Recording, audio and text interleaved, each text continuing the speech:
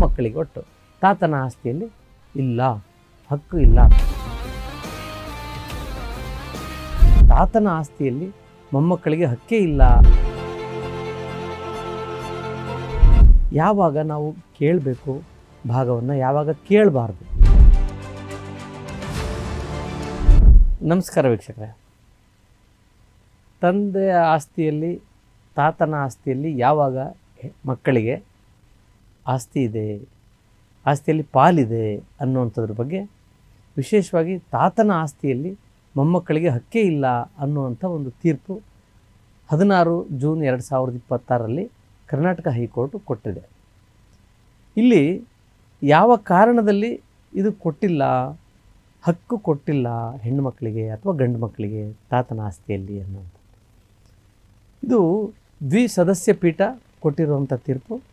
Usha N ಸ್ವಾಮಿ versus M Venkataswamy ಅಂಥೇಳಿ. ಈಕೆ ವಿದೇಶದಲ್ಲಿ ಜೀವನ ಮಾಡ್ತಾ ಇರ್ತಾರೆ. 79ನೇ ಇಸ್ವಿನಲ್ಲಿ ಆಕೆ ಮದುವೆಯಾಗಿ ಹೋಗ್ತಾರೆ. ಇಲ್ಲಿ ಇರುವಂತಹ ಕುಟುಂಬದ ಆಸ್ತಿಗೆ ಸಂಬಂಧಪಟ್ಟ ಹಾಗೆ ಆಕೆ ಒಂದು ದಾವೆಯನ್ನು ಹಾಕ್ತಾರೆ.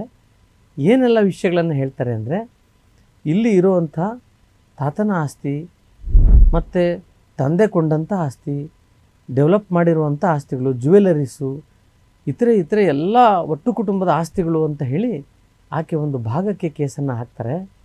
ಏನೇ ಆಸ್ತಿಗಳು ತೊಗೊಂಡಿದ್ರೂ ಕೂಡ ಅವೆಲ್ಲವೂ ಕೂಡ ಒಟ್ಟು ಕುಟುಂಬದ ಆಸ್ತಿಯಲ್ಲಿ ಬಂದಂಥ ಗಳಿಕೆಯಿಂದ ತೊಗೊಂಡಿದ್ದಾರೆ ತಂದೆ ಮತ್ತು ಕುಟುಂಬದ ಸದಸ್ಯರು. ಇದು ಒಟ್ಟು ಕುಟುಂಬದ ಆಸ್ತಿಯಲ್ಲಿ ನನಗೂ ಪಾಲಿದೆ ಅಂಥೇಳಿ ಆಕೆ ಉಷಾ ಅವರು ಕೇಸನ್ನು ಹಾಕ್ತಾರೆ. ಕೇಸು ನಡೆಯುತ್ತೆ. ತಂದೆ ಮತ್ತು ತಾಯಿ, ಸಹೋದರಿ ಇವ್ರ ಮೇಲೆ ಕೇಸ್ ಹಾಕ್ತಾರೆ. ಅವರು ಹೇಳ್ತಾರೆ, ತಂದೆ ತಾಯಿ ಇವರು ಏನಂತ, ಈಕೆ well settled at abroad, but ಇಲ್ಲಿ ಏನಾಗಿದೆ, ಈಕೆ ಬರಲಿಲ್ಲ ಇಲ್ಲಿಗೆ, ಆಮೇಲೆ ಈಕೆಗೆ ಹಕ್ಕಿಲ್ಲ ಇದರಲ್ಲಿ. ಏಕೆಂದರೆ ಇದು ಈಕೆಯ ತಾತನಿಗೆ ಬಂದಂಥ ಆಸ್ತಿ ಆಗಿದೆ, ಆತನ ಸ್ವಯಾರ್ಜಿತ ಆಸ್ತಿ ಆಗುತ್ತೆ. ಆತ ಹೋದ ನಂತರ ಆತನ ಮಗ ಅಂದರೆ ಉಷಾ ಅವರ ತಂದೆ ಇದನ್ನು ಪೂರ್ಣ ನೋಡ್ಕೊಂಡಿದ್ದಾರೆ. ಇವ್ರಿಗೆ ಹಕ್ಕಿಲ್ಲ ಮಗಳಿಗೆ ಅಂತ ಹೇಳಿ, ಮೊಮ್ಮಗಳಿಗೆ ಹಕ್ಕಿಲ್ಲ ಅಂತ ಹೇಳಿ ಇವರು ಕೆಲವೊಂದು ವಿಷಯಗಳನ್ನು ಹೇಳ್ತಾರೆ. ಕೆಳ ನ್ಯಾಯಾಲಯ ಮತ್ತು ಮೇಲ್ ನ್ಯಾಯಾಲಯದಲ್ಲಿ ಏನು ತೀರ್ಪು ಆದ ನಂತರ ಉಚ್ಚ ನ್ಯಾಯಾಲಯಕ್ಕೆ ಹೋಗುತ್ತಿದೆ. ಉಚ್ಚ ನ್ಯಾಯಾಲಯದಲ್ಲಿ ಇವರು ಒಂದು ವಿಷಯವನ್ನು ಇವರು ಪ್ರಸ್ತಾಪ ಮಾಡ್ತಾರೆ. ಮೊಮ್ಮಗಳು ಉಷಾ ಏನಿದ್ದಾಳೆ, ಈಕೆಯ ಈ ತಲೆಯ ಮೇಲೆ ಬರುವಂಥ ತಂದೆ, ಅವರ ಮೇಲೆ ಬರುವಂಥ ಈಕೆಯ ತಾತ, ಅದ್ರ ಮೇಲೆ ಬರುವಂಥ ತಾತನ ತಂದೆ, ಹೀಗೆ 4 ತಲೆಮಾರಿನಲ್ಲಿ ಬರುವಂಥ ಆಸ್ತಿಗಳು ಅಲ್ಲಿ ಯಾವುದೇ ವಿಭಾಗ ಆಗದೇ ಇದ್ದರೆ, ಆಗ ಅಂದರೆ 4 ತಲೆಮಾರಿನಲ್ಲಿ ವಿಭಾಗ ಆಗದೇ ಇದ್ದರೆ ಆಗ ಈಕೆ ಕೇಳಬಹುದಾಗುತ್ತೆ. ಆದರೆ ಇಲ್ಲಿ ಏನಾಗಿದೆ, ಉಷಾರ ತಾತನ ಸ್ವಯಾರ್ಜಿತ ಆಸ್ತಿ ಅನ್ನೋದರಲ್ಲಿ ವಿವಾದ ಇಲ್ಲ, ಅದು ತಂದೆಗೆ ಬಂದಂಥ ಆಸ್ತಿ ಆಗಿದೆ ವಿಭಾಗದಲ್ಲಿ.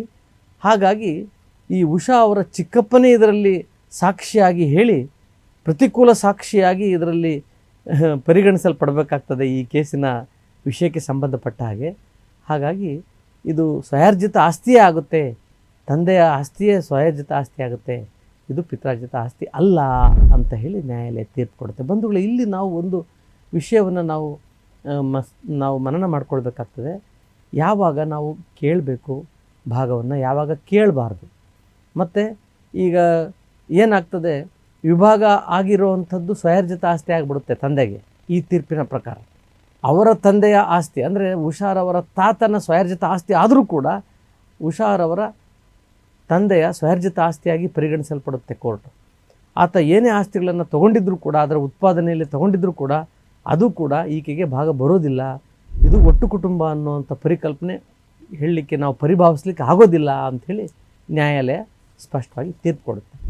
ಆಮೇಲೆ ಜ್ಯುವೆಲರೀಸು ಮತ್ತು ಈ ಕಲ್ಲುಗಣಿ ಮಾಡಿರುವಂಥ ಅದರಲ್ಲಿ ಬಂದಿರುವಂಥ ಗಳಿಕೆ, ಇವೆಲ್ಲವನ್ನು ಕೂಡ ಉಷಾ ಅವರು ವಿಷಯವನ್ನು ಪ್ರಸ್ತಾಪ ಮಾಡ್ತಾರೆ. ಆದರೆ ಹಲವಾರು ವಿವಾದಾಂಶಗಳನ್ನು ನ್ಯಾಯಾಲಯ ಇಲ್ಲಿ ಮುಂದೆ ಇಟ್ಕೊಂಡು ಸುಮಾರು ವಿವಾದಾಂಶಗಳಲ್ಲಿ ಸ್ಪಷ್ಟವಾಗಿ ಹೇಳ್ತಾರೆ. ಎಷ್ಟೇ ವಿವಾದಾಂಶಗಳನ್ನು ಉಷಾ ಅವರು ತಂದರೂ ಕೂಡ ಆಕೆಗೆ ಹಕ್ಕು ಬರೋದಿಲ್ಲ. ಕಾರಣ ಏನು ಅಂದರೆ, ಇದು ಅವಿಭಕ್ತ ಕುಟುಂಬ ಅಂಥೇಳಿ ಪರಿಗಣಿಸಲಿಕ್ಕೆ ಸಾಧ್ಯ ಇಲ್ಲ. ಏಕೆಂದರೆ ಹುಷಾರ್ ಅವರ ಚಿಕ್ಕಪ್ಪ ಮತ್ತು ಅಪ್ಪ ಅವರೆಲ್ಲ ಭಾಗ ಆಗಿದ್ದಾರೆ ಈಗ ಆಲ್ರೆಡಿ. ಆ ಭಾಗ ಆಗಿರೋದ್ರಿಂದ ಹುಷಾರ್ ಅವ್ರ ಚಿಕ್ಕಪ್ಪನೇ ಬಂದು ಸಾಕ್ಷಿ ಹೇಳಿರೋದ್ರಿಂದ ಇದರಲ್ಲಿ ಸ್ಪಷ್ಟತೆ ಇದೆ. ಏನಂತಂದರೆ ಉಷಾ ಅವರಿಗೆ ಅವರ ತಂದೆಗೆ ಬಂದಂಥ ಆಸ್ತಿ ಏನಿದೆ ಅದು ಅವರ ತಂದೆಯ ಆಸ್ತಿ ಸ್ವಯಾರ್ಜಿತ ಆಗುತ್ತೆ, ಚಿಕ್ಕಪ್ಪನಿಗೆ ಬಂದಂಥ ಚಿಕ್ಕಪ್ಪನ ಸ್ವಯಾರ್ಜಿತ ಆಸ್ತಿ ಆಗುತ್ತೆ. ಹಾಗಾಗಿ ಉಷಾ ಅವರಿಗೆ ಒಟ್ಟು ಕುಟುಂಬ ಅಂತ ಹೇಳಲಿಕ್ಕೆ ಆಗೋದಿಲ್ಲ. ಉಷಾ ಅವರು ಒಟ್ಟು ಕುಟುಂಬದಲ್ಲಿ ಇಲ್ಲ, ಹಾಗಾಗಿ ಉಷಾ ಅವರು ಒಟ್ಟು ಕುಟುಂಬದಲ್ಲಿ ಇದ್ದಾರೆ ಅಂತೇಳಿ ಭಾವಿಸ್ಲಿಕ್ಕೆ ಆಗೋದಿಲ್ಲ. 1956ನೇ ಏನು ಹಿಂದೂ ಉತ್ತರಾಧಿಕಾರಿ ಕಾಯ್ದೆ ಇದು. ಆ ನಂತರ 2004 ಡಿಸೆಂಬರ್ 20 ಏನಿದೆ, ಆ ನಂತರ ಆದಂತಹ 9/9/2005 ತೀರ್ಪೇನಿದೆ. ಸೊ ಹೀಗೆ ಬಂದಂಥ ತೀರ್ಪು, ಆಮೇಲೆ ವಿನುತಾ ಶೆಟ್ಟಿ ಅವರ ಡಿಸಿಷನ್ನು ಕೂಡ, ಆ ತೀರ್ಪನ್ನು ಕೂಡ ನ್ಯಾಯಾಲಯ ಇಲ್ಲಿ ಉದ್ಧರಿಸಿ ಅಲ್ಲಿ ಬರುವಂಥ ಸಂದರ್ಭಗಳು ಇಲ್ಲಿ ಬರುವಂಥ ಸಂದರ್ಭಗಳು ಬೇರೆ ಬೇರೆ ಇದೆ. ವಿಭಾಗ ಅಂತ ಅಂದಾಗ ಹಲವಾರು ರೀತಿಯ ವಿಭಾಗಗಳನ್ನು ಹೇಳ್ಬೋದು ಕಕ್ಷಗಾರರು, ಆದರೆ 3 ರೀತಿಯ ವಿಭಾಗಗಳನ್ನು ಹೇಳಬೇಕಾಗುತ್ತೆ. ಒಂದು ನ್ಯಾಯಾಲಯದಿಂದ ಆಗಿರುವಂಥದ್ದು, ಎರಡನೇದು ಸಬ್ ರಿಜಿಸ್ಟ್ರಾರ್ ಆಫೀಸಲ್ಲಿ ಆಗಿರುವಂಥದ್ದು, ಮೂರನೇದು ವಿಭಾಗ ಸರ್ಕಮ್ಸ್ಟೆನ್ಷಿಯಲ್ ಎವಿಡೆನ್ಸ್ ಅಂದರೆ ಸಾಂದರ್ಭಿಕವಾಗಿ ಇರುವಂಥ ಸಾಕ್ಷ್ಯಾಧಾರಗಳಿಂದ ವಿಭಾಗ ಆಗಿದೆ ಅಂಥೇಳಿ ಹೇಳುವಂಥದ್ದು ಅಂಥೇಳಿ ತೀರ್ಪನ್ನು ಉದ್ಧರಿಸಿ ಹೇಳಿದೆ. ಹಾಗಾಗಿ ಮೊಮ್ಮಗಳಿಗೆ ಅಥವಾ ಮೊಮ್ಮಗನಿಗೆ ಮೊಮ್ಮಕ್ಕಳಿಗೆ ಒಟ್ಟು ತಾತನ ಆಸ್ತಿಯಲ್ಲಿ ಇಲ್ಲ, ಹಕ್ಕು ಇಲ್ಲ. ಪಿತ್ರಾರ್ಜಿತ ಆಸ್ತಿಯಲ್ಲಿ ಪಿತ್ರಾರ್ಜಿತ ಅನ್ನೋ ಹೆಸರಿನಲ್ಲಿ ಬಂದು ಆಸ್ತಿಯನ್ನು ಕೇಳಲಿಕ್ಕೆ ಬರೋದಿಲ್ಲ ಅಂಥೇಳಿ ಹೇಳಿದ್ದಾರೆ. ಧನ್ಯವಾದಗಳು.